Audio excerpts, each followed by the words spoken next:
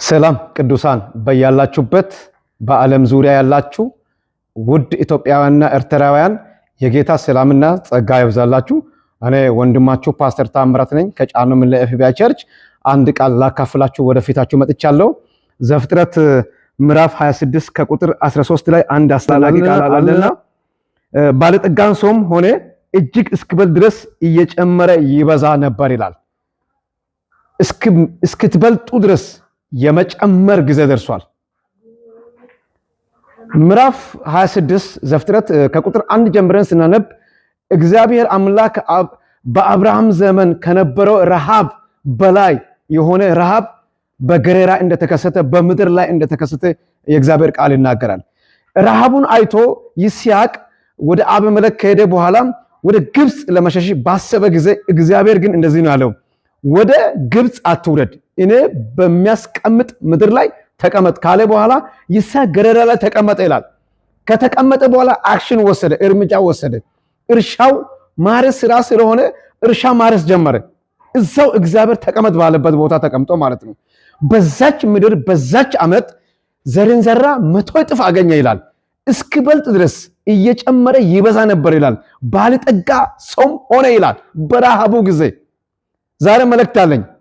በዓለም ዙሪያ ሆናችሁ በተለያየ በውጭ ሀገር፣ በአረብ ሀገር፣ በሳውዝ አፍሪካ፣ በጀርመን፣ በአሜሪካ፣ በዋሽንግተን ዲሲ፣ በለንደን፣ በቻይና ያላችሁ ኢትዮጵያውያንና ኤርትራውያን መልእክት አለኝ።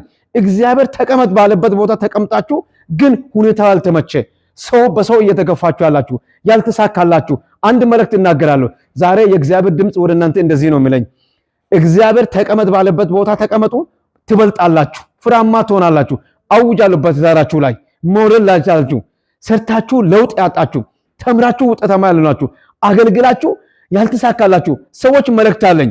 እግዚአብሔር ተቀመጥ ባለበት ቦታ ተቀመጡ። ተቀመጡ እግዚአብሔር ባለበት ቦታ። ትልቁ አለመባረክ ብዬ ማስበው እግዚአብሔር ተቀመጥ ባላለበት ቦታ የተቀመጡ ሰዎች ሊሳካላቸው ይችላል፣ ገንዘብ ሊያገኙ ይችላሉ፣ ባለስልጣን ሊሆኑ ይችላሉ። ስኬት ማለት ይሄ አይደለም። እግዚአብሔር ተቀመጥ ባለበት ቦታ ተቀምጠው ውጤታማ መሆን። በጠላት ተከቦ ይስሐቅ ግን ውጤታማ ሆነ። የገሬራ ሰዎች እየገፉ አንደኛውን ምንጭ እየዘጉ ኤሰቅን እየዘጉ ሰይጣንን እየዘጉ ሳበቅን እየዘጉ በተለያየ ሁኔታ ግን እግዚአብሔር ተቀመጥ ስላለ አሸናፊ ሆኗል። የማይዘጋ ምንጭ ይከፈታል።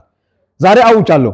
በትዳራችሁ፣ በአገልግሎታችሁ፣ በትምህርታችሁ፣ በኢኮኖሚያችሁ ላይ አውጃለሁ። የእግዚአብሔር ድምጽ እንደዚህ ነው የሚለኝ፣ በልጣችሁ ትገኛላችሁ።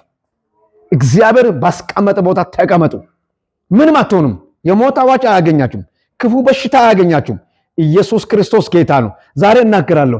ይስሐቅ የእግዚአብሔርን ድምጽ ሰማ። ረሃቡ እያለ የገሬራ ሰዎች እያሉ፣ ከረሃቡ በላይ የገሬራ ሰዎች አስቸጋሪዎች ናቸው፣ ገዳዮች ናቸው።